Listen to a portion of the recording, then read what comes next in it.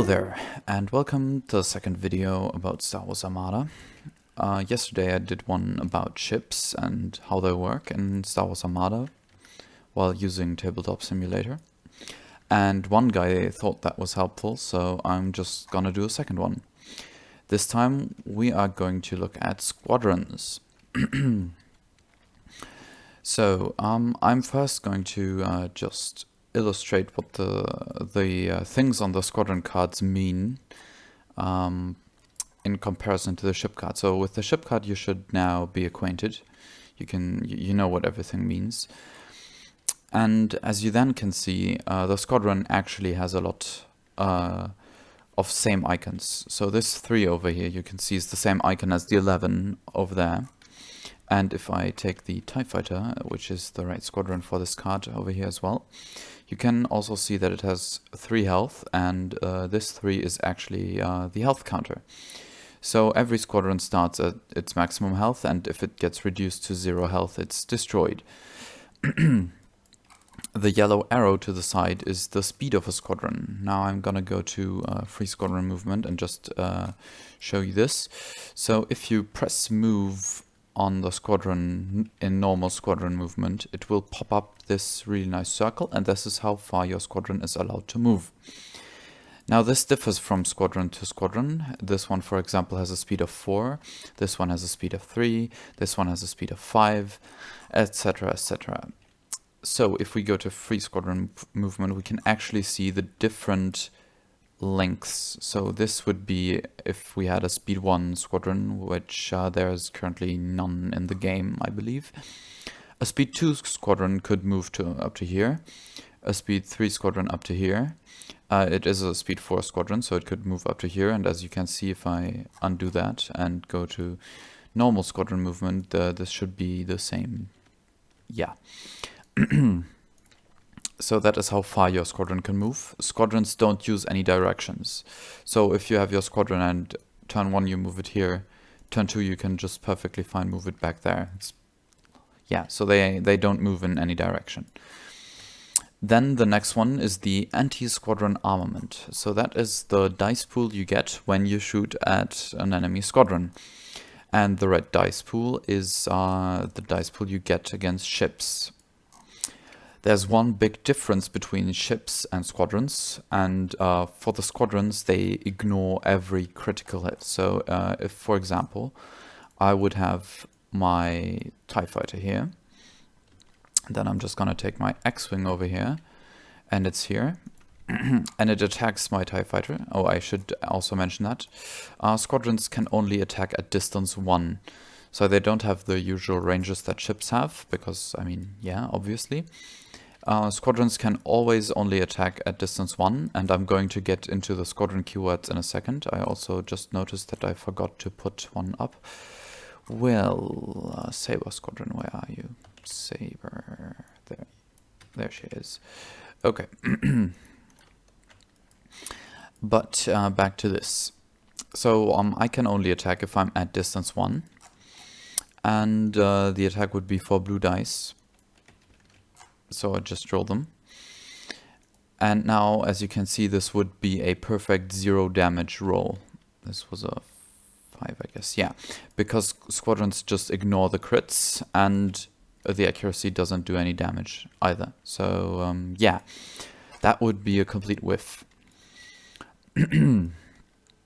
Because as you can see on this card, the X-Wing has 4 blue dice. So now, how do squadrons actually move? So basically, normally, squadrons can only do 2 things. They can move and they can attack. And in the squadron phase, every squadron that has not yet been activated may either move or shoot. Not both things at a time. So over here you can see we have our round counter, and in the first round all blue squadrons will be active, which is represented by the blue side, and then in the second turn you would flip it over and the orange side would be active. So in the first turn every squadron looks like this. Then when you activate it you can either move or shoot, and after you've done so you click this. And now you can see it's orange, it's deactivated, and in the next turn when this goes over to the orange side, the orange squadrons will be active and the blue ones will be already activated. So that's how you always keep track on which squadron is which squadron is activated. Yes, movement. You are not allowed to move once you're engaged. And now the engagement rules. So you're engaged once you are in the attack range of an enemy squadron and the attack is not obstructed. How do we measure if an attack is obstructed with squadrons, I hear you say, and that's quite easy. You just go from the center of, well, this is working perfectly fine. Oof, you go from the center. Why is it not showing? Thanks. Come on. Well, technically you would go from the closest point to the closest point of the squadron. But since you can just go from center to center, it will be the same. So, well, this kind of would be the line of sight. So as you can see, I'm not crossing both of the centers, which is automatically also the closest point from squadron to squadron. And if that goes over, say, an asteroid field or something, or let's even just say the squadron is on the asteroid field, this is not engaged, which means I could shoot. That would be an obstructed shot, and then I can just move away if I activated the squadron from a ship. And this is where the next thing comes in. Normally you would activate your squadrons in the squadron phase, and first the first player activates 2 squadrons, then the second player activates 2 squadrons, then the first player activates 2 more squadrons, and so on and so forth. But you can actually activate your squadrons from ships as well. That's why the nice little Star Destroyer is here. So if the Star Destroyer has a squadron command and it reveals that squadron command and it chooses to use that squadron command, you can then activate up to your squadron value of squadrons in close to medium range. So these sectors are close range, and these are medium, so basically everything that's in there. And if you activate a squadron from a ship, you can shoot and move. So that's a really big difference there. So if you're going squadron, if you're playing squadrons, most of the time, if you're playing normal squadrons, you want to have some carriers that can actually activate your squadrons, so you can jump on your enemy and still shoot them. Okay, so next point. I mean, that's basically it for how squadrons interact. So you just move them to into engagement range, and then you shoot them, and then you deactivate, and that's fine. So for the second part, I'm just gonna go through all of the keywords that squadrons have, because this really gives the squadron warfare more depth, and it gives each squadron a different characteristic and a different playstyle. So I'm just gonna go through all the Empire squadrons. Well, not all the Empire squadrons, just all the keywords. And the Rebels get different squadrons with the same keywords, so I'm not gonna go through the Rebels again. They use the same keywords, just in different arrangements. And I'm just not gonna go through the ones you never see, like Assault. Assault is just crap. Don't ever use a squadron with Assault, and that's fine. There you go. So we're gonna start off with Swarm, and you can actually see that it's written on the card. Like, while attacking a squadron, engage with another squadron, you may reroll a die. So if this little TIE fighter would attack, like this, you just roll your 3 blue dice. But if your if the X-Wing is also engaged with this decimator, you would be allowed to reroll 1 blue die. Really important to note that this doesn't stack, so you don't get 2 rerolls for 2 squadrons, and so on. So that's Swarm for you right there. Now, with the Decimator, we actually have 3 different keywords we're all gonna go through. So first we have Counter, which is a really cool one. So let's say the X-Wing attacks the Decimator. The X-Wing rolls his 4 blue dice. He does that, blah blah blah. And there you go, you have damages, the Decimator takes damages, and then what the Decimator is allowed to do is, because he has counter 1, he takes 1 blue die, whoopsie, 1 blue die, there we go, and he is allowed to shoot back with 1 blue die.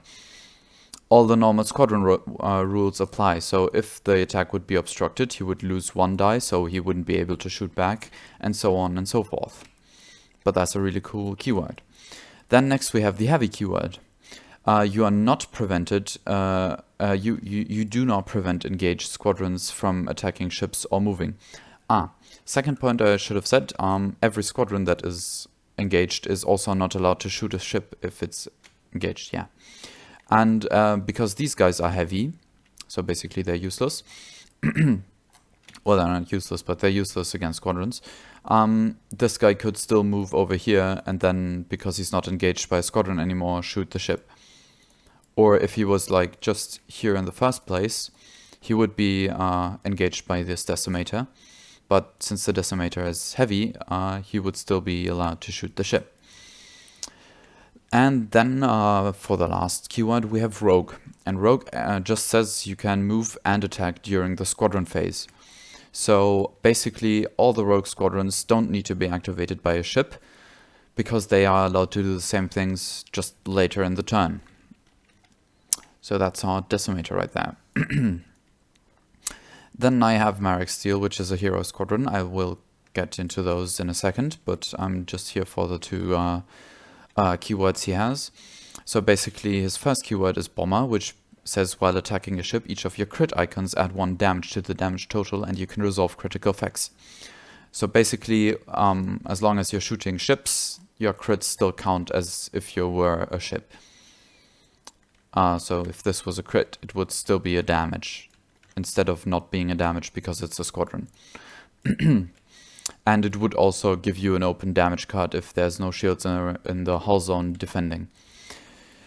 And Grit just lets you move if you're only engaged by 1 squadron. So if Marik, for example, is just engaged by this guy, which is not heavy, so normally he wouldn't be able to move, but because he's Grit and it's only 1 guy, he's still allowed to move.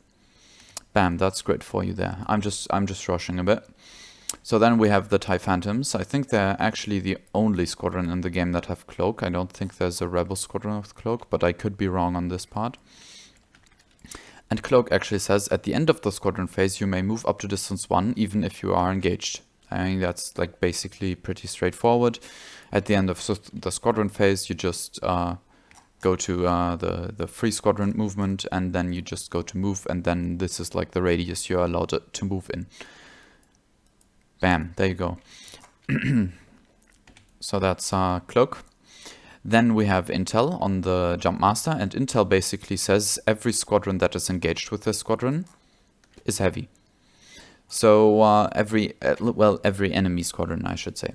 So this guy would then be heavy, and then this guy could basically just move out because the X-Wing is heavy. So that's Intel for you. Then we have Escort. Escort is a really nice keyword.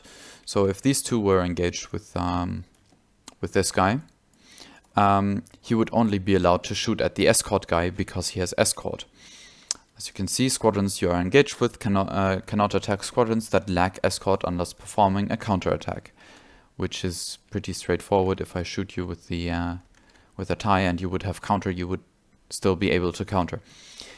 But now is the really nice thing. If they both have escort, I'm allowed to shoot either or. So that is escort, like those are just your regular guys. And then we have this guy for relay and strategic. First we're gonna do relay, and he has relay 2 actually. So what relay says is that if your ship activates you, and you're like here, and you wanna activate a squadron that is like somewhere over here, you are allowed to use 2 activations from the ship and relay them from him to this squadron over here if it is in 1 to 3 of this squadron. So the lambda has to be in normal activation range, so close to medium, and then the squadron you want to activate has to be in 1 to 3 to the lambda, if I'm correct. Yes, 1 to 3. So yeah, that's that. So as you can see with the relay squadron, I can boost my squadron activation range by a lot.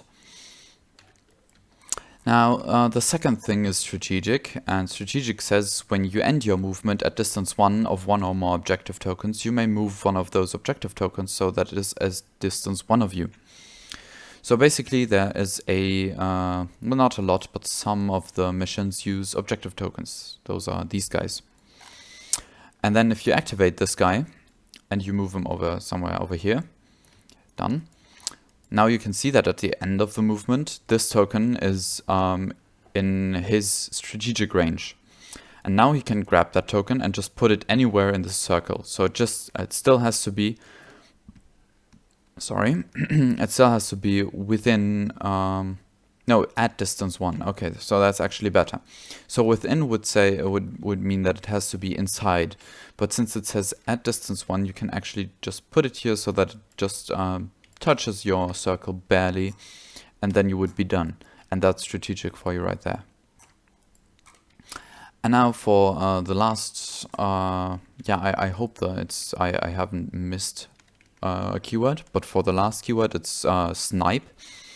And what Snipe actually says is that if you have him here and you have him here, done, he's still allowed to attack the X-Wing, but he is at distance, whoopsie, at distance 2, as you can see.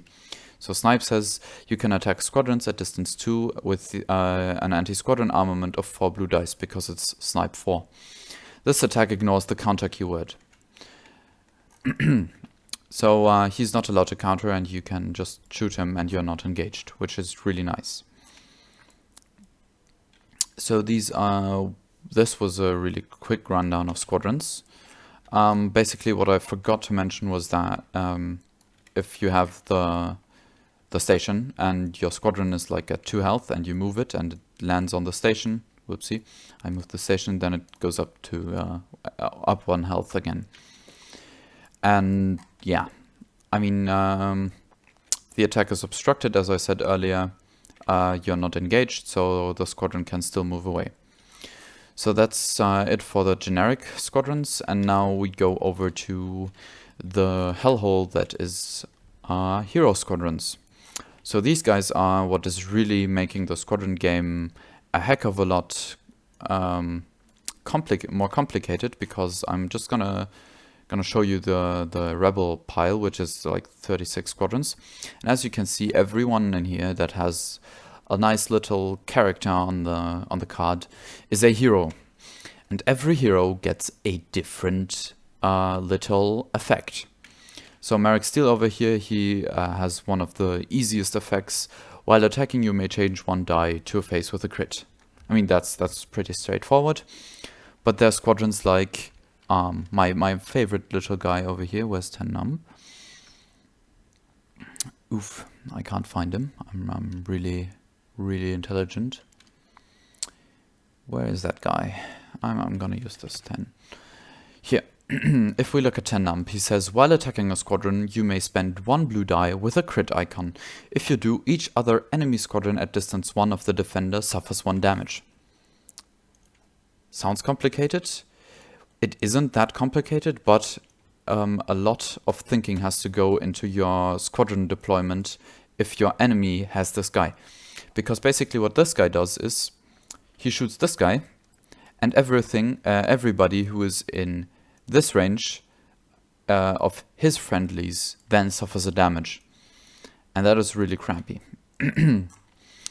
So basically we have a lot of squadrons. I'm not gonna make a rundown of the squadrons right now, because I don't think that beginners should play around a lot with different hero squadrons, because you're gonna mess up a lot of the effects and you're just gonna miss a lot of the effects. I'm just gonna say it makes the squadron game a heck of a lot intense, because you really have to keep track of like 8 enemy different effects and your 8 effects, and then your ships and then the enemy ships. So that's a lot to take into. But I think there's a definite tier list in the internet somewhere I think if you go to the blog, I'm gonna link in the description below, that's a really good strategy blog for Star Wars Armada. It gives you all the upgrade cards, when you should use them, all of the squadron cards, when you should use them, which builds you should use, which builds you rather shouldn't use, and they go over all of the squadrons, I believe. So I'm not gonna go over all of the squadrons. I just showed you how to use them in TTS. Well, basically all you have to do is, like, for the most part, just stay on the normal squadron attack and just normal squadron movement, and just press move it, press done, and then flip it to the activated side. And I mean, in the next turn you're just gonna move again, and so on and so forth, or attack or whatever. So I gave you the basic rules, all of the keywords, and the hero squadrons. And another thing the hero squadrons get is defense tokens. They work just like the ship defense tokens, so the effects you can just look into your rulebook or go to my ships videos and look at the part where I explained what the defense tokens did. And yes, I think I'm gonna see you in the next one. Have a nice one.